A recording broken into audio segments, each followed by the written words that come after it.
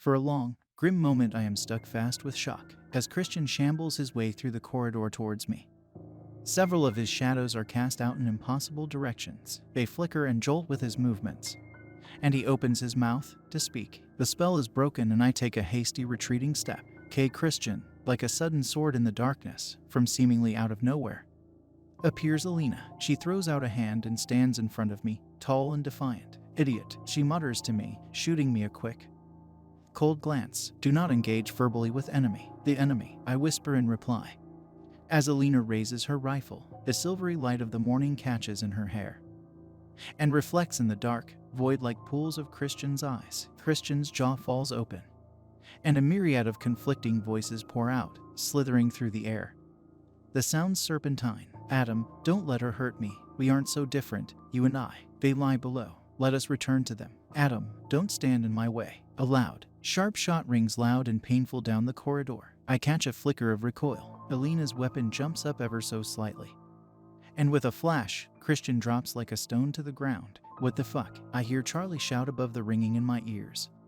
And then he appears beside me from an off-shooting corridor, watching in alarm as Christian strikes the floor. The man lands into line with the window. The first rays of the day's light fall across his skin. "Alina," he mutters, writhing on the floor, blood leaking and pooling out beneath him. I can't see. And a second later, the man starts to steam. The process takes literally seconds. 1 minute he is there, whole, and the next, his mass begins to drift away in the form of thick, dark smoke. It sticks to the walls like tar and condenses on the ceiling. And all that remains behind is a blackened, charred skeleton, ash, blood, and a thick, viscous semi-solid, connecting it all with unsightly strands of inhuman gristle. We stand there in horrified silence, Charlie and I, and beside us, Alina, like a statue. The ringing echoes in my ears, and I turn to her, to this mystery that shot down the demon. And I notice that she has started trembling, ever so slightly, almost imperceptibly, but she shivers nonetheless. She swivels on the spot and marches away, shoving me to the side as she does so. And I catch the briefest glimpse of tears streaming down the sides of her cheeks. She disappears round a corner, leaving the Englishman and I in the corridor, alone with Christian's remains. Charlie retches. Then he turns away. "I'm sorry, mate," he murmurs under his breath. Then he passes me by. "We'll deal with this later." "Adam," he says bitterly, "just go to bed. Get some sleep." "Get some sleep," he says, as I try and fail to comprehend this horror. "Christian, is that it? Is he dead? Just like that?" "Unless, Charlie," I shout out, turning to look the way he went. "That was a copy, right? A demon clone, or whatever. Tell me that thing was Christian's copy." "That wasn't Christian, right?" But Charlie does not reply, and I do not go after him. I look for one final time that morning at the smoldering remains in the corridor's center. And then, with a grunt of frustrated anguish, I pass it by, carefully sidestepping and walking to my room. Just do as Charlie said. Get some sleep, rest, recuperate, sleep, Adam, and somehow, I do. I crash into bed. And the dreams and nightmares blur sickeningly with my reality. They are disjointed and chaotic. And in my head I hear them speak to me, the demons, begging and pleading with me to allow them entry to the outpost. And amongst their voices is Christian's. I awaken to the sound of shouting. I groan and turn to my side. The light from my window suddenly intense across my eyes. "Christian," I mutter, still half asleep, as the shouting becomes clearer. I can't understand what's being said. It's all in Russian, Alina and Yuri. By the sounds of it, I sigh and draw myself up and out of bed. There's work to be done. I follow my routine, regimental. And the shouting only goes on and on as I do so. It does not falter until I enter the hexagon room. Eyes still bleary, head still pounding. Alina is right up in Yuri's space, though she leaves him be and marches right up to me upon my arrival. Yuri sighs and slumps down into a seat, fumbling for a cigarette. But Alina jabs a finger into my face. Her arctic eyes bore into mine, her scar pulled grotesquely as she snarls at me. "Understand impact of your actions," she hisses. "Your idiocy has cost Christian his life. He was a good man. He was an idiot like you. But he was a good man. He deserved better, so much better." Her focus flickers from my left eye to my right and back. It's deeply unnerving. I don't even know what to say. So that confirms it for sure then. Christian is dead. Would I begin quietly? What do we do now? Now we wait. Charlie has dealt with Christian bones. I have gotten radio through to command. Urgent backup requested. But who knows when they will arrive? 2 days, 3 days, more. We will face very hard conditions tonight. And next nights, the outpost needs 6. 5 is suboptimal. We will struggle to defend. And it is your fault. Her lips pull back from her teeth in a dark sneer. And she turns, points to Yuri as well. Your fault also. Then she shouts out a string of obscenities in Russian. Yuri doesn't even look over. He just lights up his cig and takes a drag. Elena raises her hand and I flinch, but she only points behind me, back down the corridor. Go relieve April from the tower. That is where you will be stationed today. April will fill you in on what to do. Small tip, don't get drunk and fuck it up. She shakes her head, Americanets, and then she simply strides away, leaving me to wallow in my guilt. I run a hand through my hair as gentle snowflakes fall beyond the glass, flittering down into the rocky gorge beyond. You good, Yuri? I ask the man. He stares out the window. He makes no noise or gesture in response. And I let out a sigh. Guess I'd better go take over from April, then. She sure missed quite the night. I head through the complex and past the site of Christian's demise. I pause there.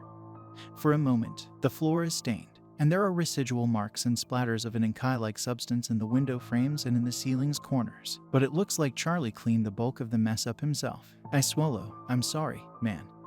I murmur into the dreadful silence. I'm so sorry. Then I turn away and continue down the corridor, the exit that will lead me to the courtyard. And the tower beyond is just ahead, but as I approach the complex's rough center, a voice calls out to me. Charlie's. Hey, he says. And I stop, turning to the voice's source. Yeah, he peers at me from around a doorway. There is no mischievous grin this time, no foolish shaking of a vodka bottle, just exhausted, bloodshot eyes, a grim face. He gestures for me to come over, and I do so, following him into the room. He nods down to the ground by our feet. I don't know what this room is used for. Wooden flooring.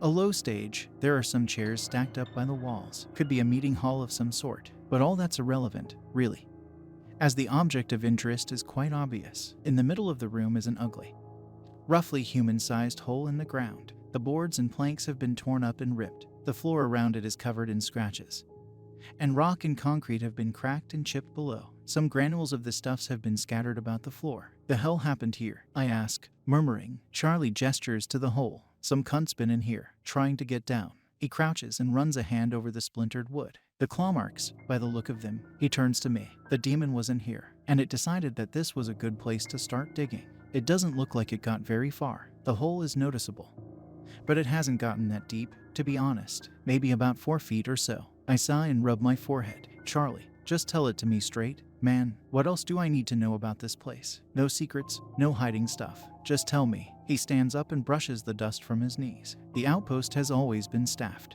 Always. Russians do 2 months. Outsiders do less. I don't like that. I wanted to stay and beat Yuri's record. He rubs his nose. Elena?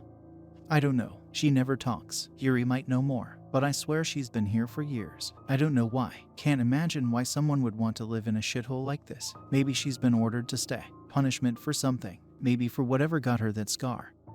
I don't know. He shrugs. He kicks some of the dust across the floor. Demons. We fight demons. I'm not convinced that that's what they are, to tell the truth, but since religious stuff seems to work against them, it's a good a guess as any. But not all religious stuff, right, Christian? I pause as I mention his name, involuntarily. Christian told me about a guy who was here before us. Sikh, I think. Didn't believe in any of it. He said that the demons were different. Yeah, that's right. I wasn't here for it, obviously. But I've heard of the incident. Don't know what happened to the guy in the end. He just vanished. But the demons, Christian said that when the Sikh was on duty, the demons often took the forms of shapes. Shapes, spheres, cubes, cones, weird shit like that. He said they all shared a vision of an endless rain of coins across the mountains, that the outpost was smothered in it, drowned in metal. And then the next thing they knew, the vision passed. Who was this? Christian was there with Alina and 4 others. No clue who they might have been. Similar group to ourselves, I should think. I shake my head. I still don't get it. Why only 6? Why 6 people? It's like the basis of a ritual or something. A ritual? I don't know, mate. Just a guess. I sigh. I don't think it's anything like that. I think that it's more to do with the fact that we don't want to broadcast our location. Too many warm bodies in the water. Don't want to broadcast our location. I laugh, dryly. The outpost has a tower. Have you seen the gun on the roof of the building? Charlie shakes his head. I don't mean like that. The demons don't care about any of that shit.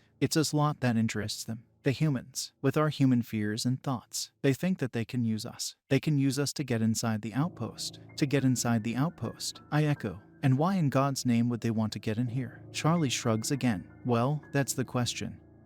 Ain't it? He glances to his watch. You're on tower duty, right? I nod. He nods in return. You'd better get off there then, before Alina gives you a bollocking. But first, take a look at this. A little clue for our burning question. He gestures to the hole. Take a look down there. I glance down into it. There's nothing there, Charlie. It's not even that deep. He shakes his head, interrupts me. No, get right down, and press your face against the concrete. There's a tiny little keyhole-sized crack in the rock beneath it. Really look, cautiously.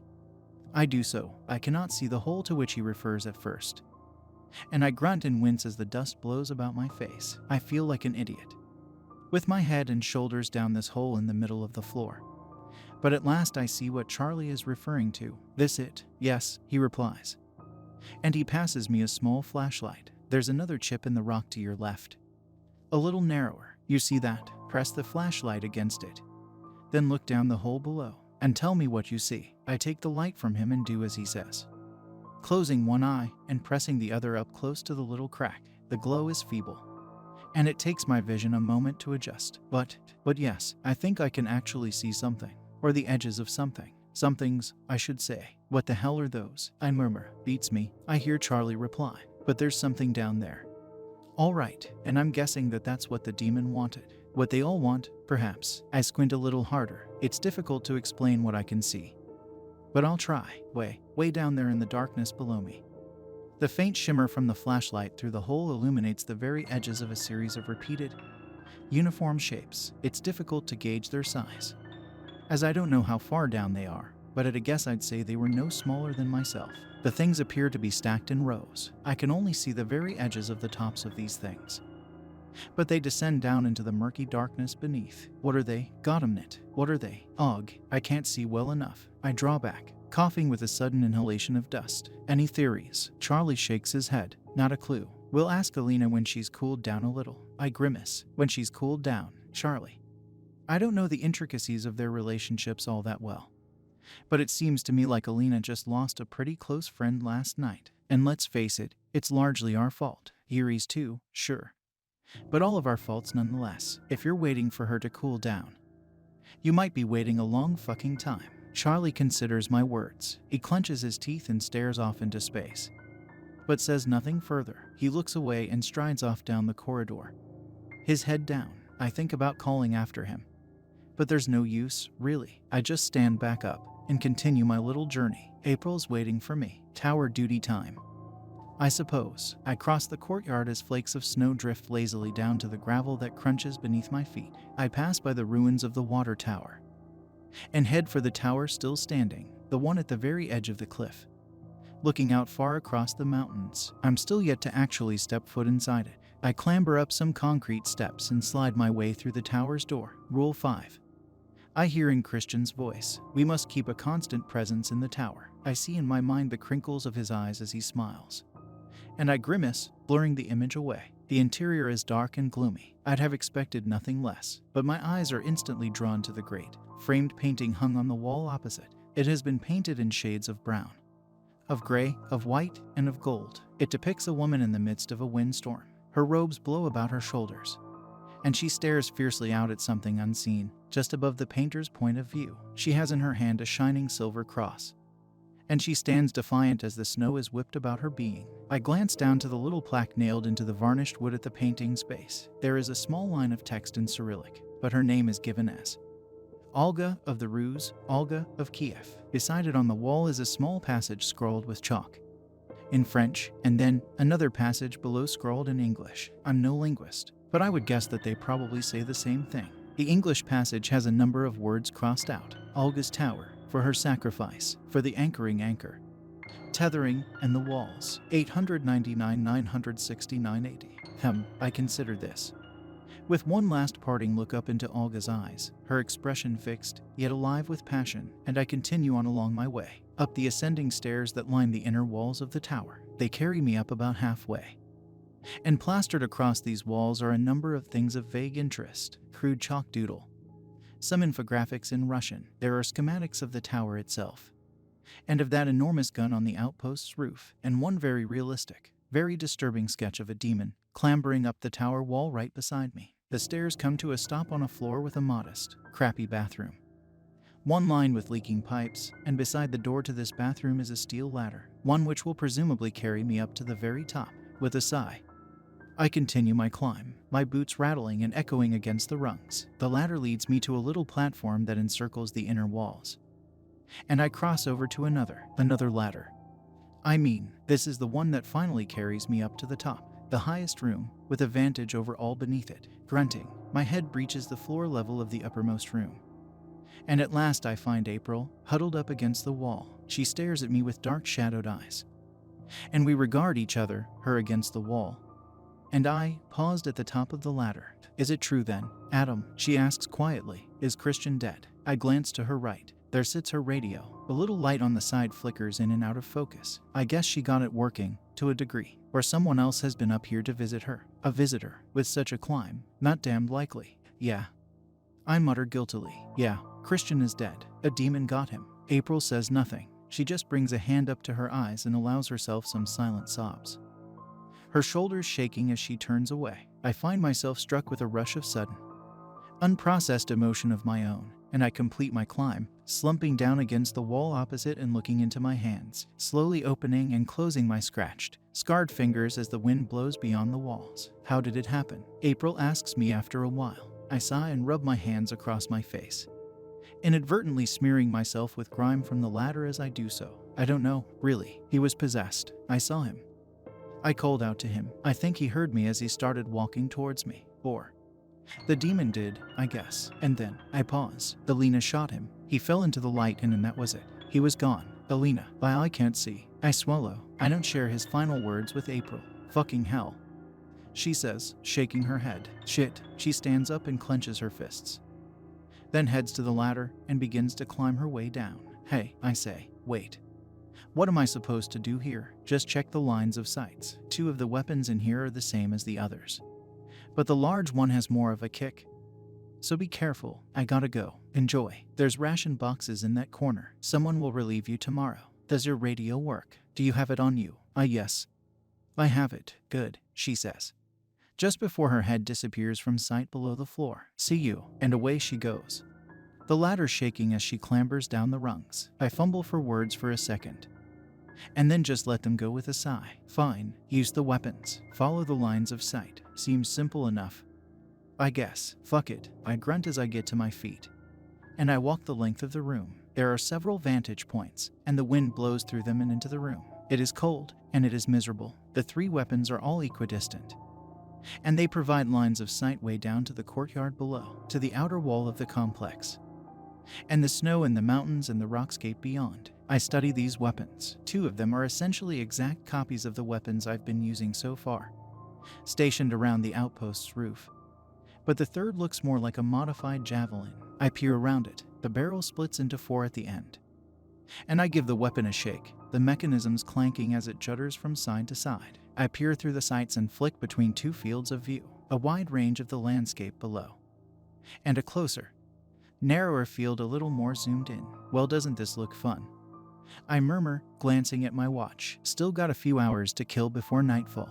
My anxiety spikes. Nightfall, the living nightmare, and we are a man down. Memories of the previous night flash through my head, considered in the cold light of day. I see myself, lips cracked and bleeding, eyes wide and burnt with streaks of weapon flash as the demons scramble up the walls. I see Yuri tumbling over the edge. I feel a second hand strain across my upper body, and I see Christian crashing down to the floor and bursting into billowing smoke. I close my eyes and just take a moment to recover. Calm down. No more deaths. No more. Just focus. Focus, Adam. I take a deep breath of cold, mountain air. All right. I kill the time by doing stretches, by sorting through the ration boxes and making myself a cold, grim meal. I ensure my water bottles are full and stationed in places for quick access, if needs be, and I read the Bible that has been stashed up here. I flick through the pages and find a passage in Psalms that has been circled several times in pencil. I read it aloud to myself in a quiet voice, as the breeze blows beyond the walls of the tower. He who dwells in the shelter of the Most High will abide in the shadow of the Almighty. I will say to the Lord, my refuge and my fortress, my God, in whom I trust, for he will deliver you from the snare of the fowler and from the deadly pestilence. He will cover you with his pinions, and under his wings you will find refuge. His faithfulness is a shield and buckler. You will not fear the terror of the night, nor the arrow that flies by day. I do not know what pinions are, but a little annotation made beside the word reads, feathers, the feathers of God's wings. A cold chill ripples up my spine, and I turn the page. I wonder briefly who made the annotation. April. A few hours ago, or someone else. Perhaps someone stationed in this tower 50 years ago. Maybe, or more, 60, 70, 100. The shadows deepen as the sun sinks low. It won't be long now. My radio crackles, the unexpected noise breaking my train of thought and making me jump. Nightfall soon, lads. Comes Charlie's voice. He sounds worn. Stations. I think he says something else too. But the radio becomes fuzzy with static, and I miss it. I crack my knuckles and head to the weapon that looks out and away from the outpost. The view from here really is staggering. The tips of the mountains disappear way off towards the horizon, and the white of the snow caps glint with amber and orange as the sun drops lower and lower. A bead of sweat buds on my forehead.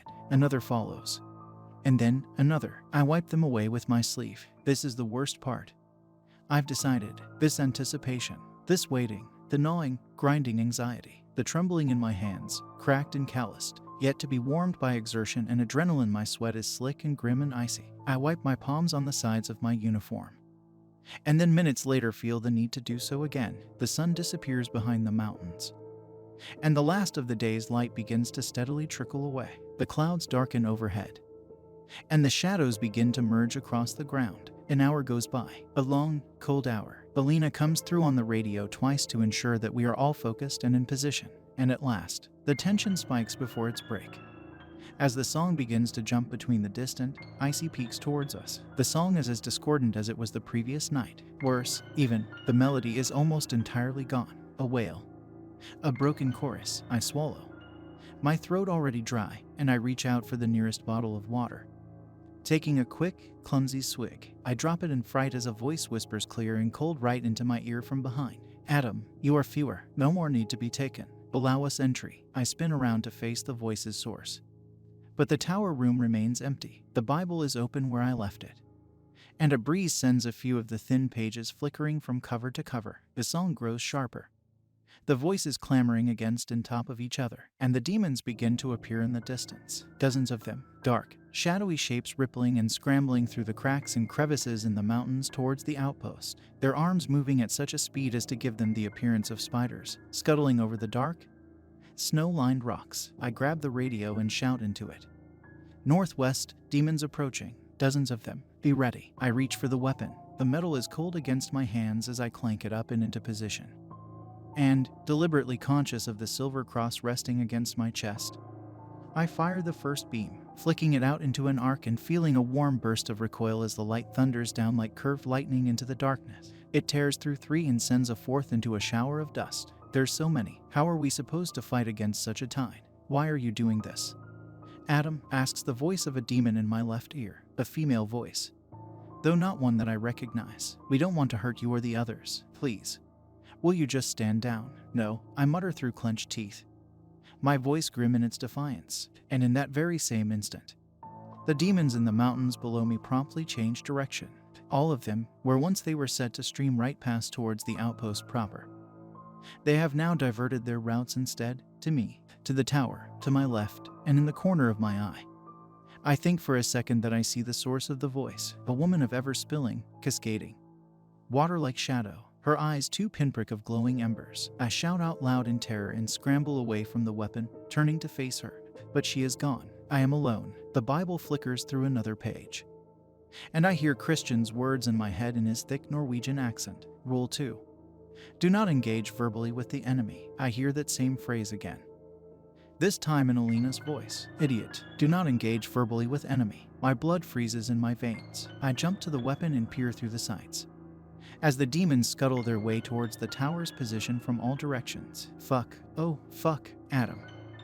What have you done now, you idiot? And why not, Adam? Comes the voice of the demon. She sounds a little more solid now, less ethereal. I can almost see her.